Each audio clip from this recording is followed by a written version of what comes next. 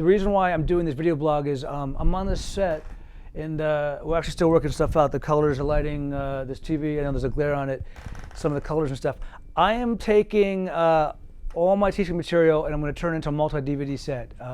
Will it be 6, 8, 10 DVDs? I don't know, 20 hours? We don't know yet, but we're going to jump in. I don't know if you remember, but I was the one who directed the 40-ish DVDs for the Screenwriting Expo series back in the day, Killer Endings and Theme. But it's 4, 5, 6 years later. I've produced or directed 3 or 4 features since, so I got a whole bunch of new stuff. So today, I wanted to tell you a little bit about why I'm doing it, and also give you some reasons why you need to go beyond structure. You need to study more than just structure.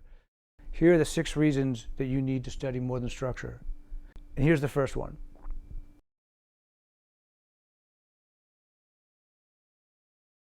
The Sapir-Whorf hypothesis is something I learned in Anthropology 101, like back in the day. And I don't even know if it's a term that's used anymore. And it's just like this linguistic idea that your perception of the world is related to words you know.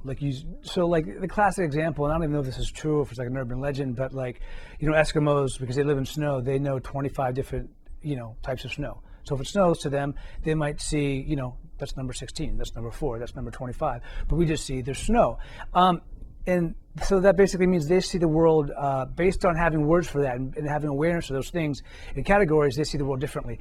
And what I'm going to do is I'm going to go in so much detail. In some of the detail you're going to disagree with, because as a director, I'm going to go beyond what the screenwriter's supposed to do.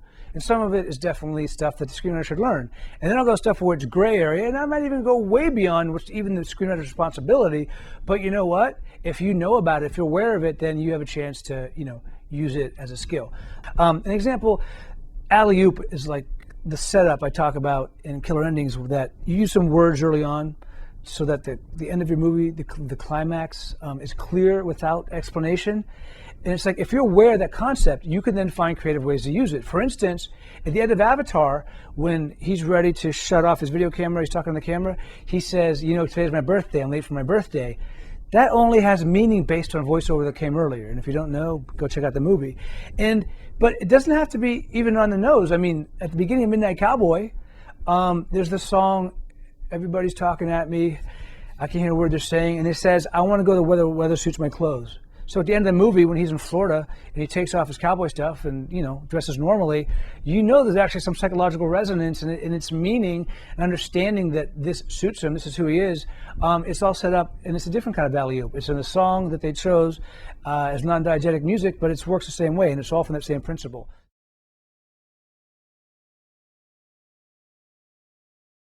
All this theory and all this left brain stuff, like for instance, theme and character orchestration.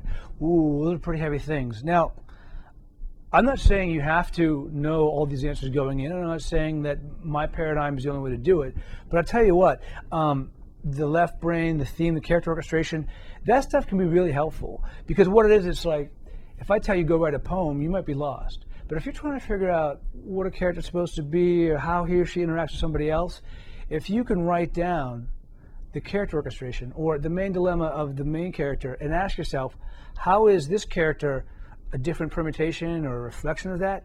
You can kind of give yourself limitations. Just like, if I say write a sonnet, that's a lot clearer than write a poem. If I say write a haiku, that's a lot different than, say, fill 100 pages with stuff. So sometimes this left brain stuff can give you a structure. Like, for example, the opening of Superbad. Let's say you're writing the scene, the mother's going to tease the Jonah Hill character. Mathematically, literally like a mathematical formula, there really is only one thing she can tease him about. She teases and says, oh, are you going to miss each other? And of course he deflects. But this is a character who clings too closely to his male buddy. So what can get under his skin? What is the only thing in the world that is really being revealed that we even know about his character, is that he's calling his friend when he's going to pick him up. He's 2 seconds away. He's a boy and he hasn't moved on to girls yet. He's still in that that friend buddy stage. And it's the absolute only thing she can really tease him about. So it's like that can kind of come out of the character orchestration or the theme.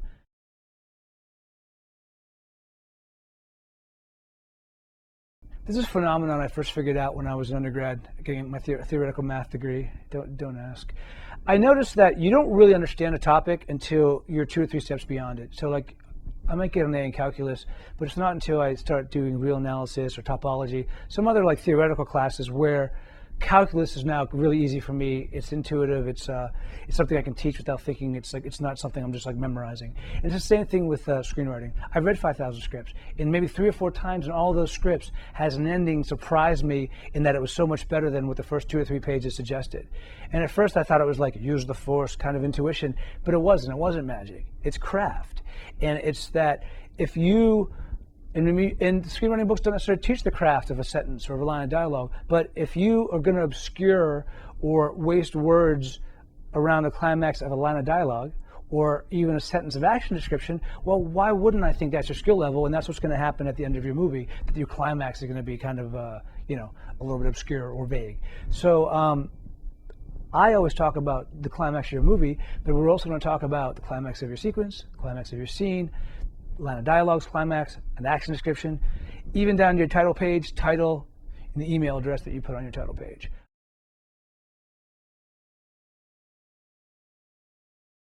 These skills will help you with actors in 2 ways. And the first one is actor bait. You want big name actors to come to your movie so it can sell, so it can be made. Well, guess what? Write great scenes. Jack Nicholson says he won't even do a movie unless it has 5 amazing scenes. Also, if you're shooting a film yourself with non-professionals, or maybe not, you can't afford Meryl Streep, or a first-time director, you want to actor-proof your script. There are changes and adjustments you can make based on the quality of your actors. You can turn things into visuals. You can turn them into props. You can make lines of dialogue that are shorter, where the subtext is more clear. So there's ways that this can help you sell your script and also protect yourself.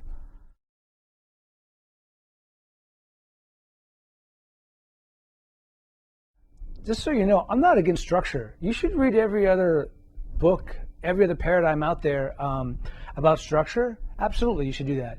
But here's the thing. All those books that talk about structural things like plot points and plot point 1 and midpoints and the dark night of the cat and all those twists, they're fine. And the things that they list are probably necessary for your script. Are they sufficient? I don't know. So what I want to do is I want to give you the psychological underpinning that can allow those things to work. I want you to go deeper and find out how your character, can help you solve and make sure that not only like your boy lose girl or meet cute moment, not only does it satisfy some of the elements that it's supposed to satisfy, but that it satisfies kind of all the elements. And also, like I said, here's a dirty little secret.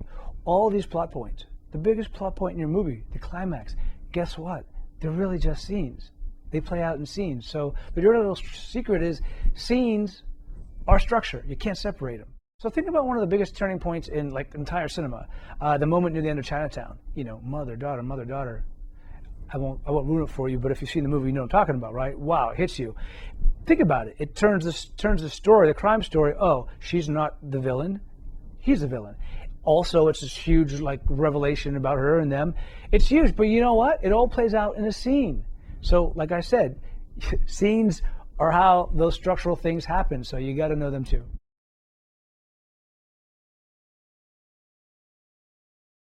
You know me. I use Bruce Springsteen in songwriting to talk about screenwriting and storytelling. So I definitely come from things that are diverse, from different angles and diverse angles.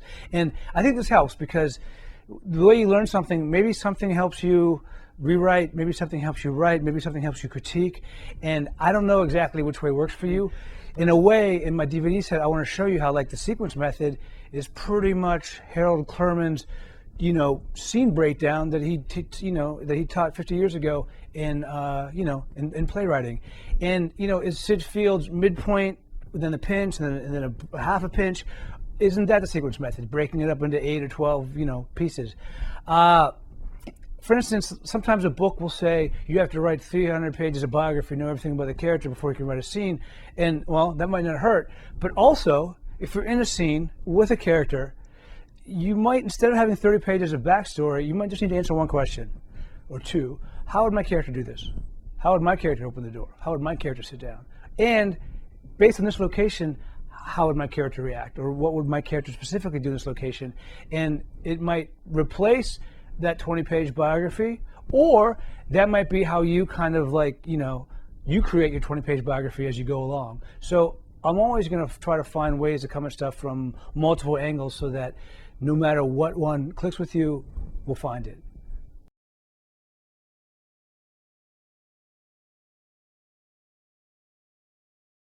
I told you about why you need to study this stuff, but let me tell you a little bit more about why I'm doing this. There's a great line in a Springsteen song. You knew me. I want to talk about Springsteen, where a character says, "I'm searching for one clear moment of love and truth." And what I love about movies and screenplays are, in a way, they're that moment of love and truth. I think the love is the emotion, like the dilemma the person chooses in the climax of the movie, and I think the truth is the theme. And in my DVD or in Killer Endings, you'll see how I'm always about how do you put that love and truth together in one thing. So movies are a way of kind of like reaching into your mind or reaching into your soul and basically like delivering it to somebody. I mean, this takes 6 months, it takes a year. If you're directing a film, it takes 2 or 3 years, maybe it takes 10. But it's a way of reaching in and pulling out something that's you and being able to unequivocally show it to somebody and say, this is what I think, this is something I think and feel, or I may not even think and feel this, but I think this is a really valid thing and I want you to see it. That's what I love about movies, how it's so powerful. So I'm kind of pouring my heart and soul, hopefully, love and truth into this DVD project. I think you really dig it. So anyways, thanks for hanging out. And if you want the first chance at the DVD set, definitely keep on the newsletter list because I'll give people a chance to order it first. So I'll see you next month.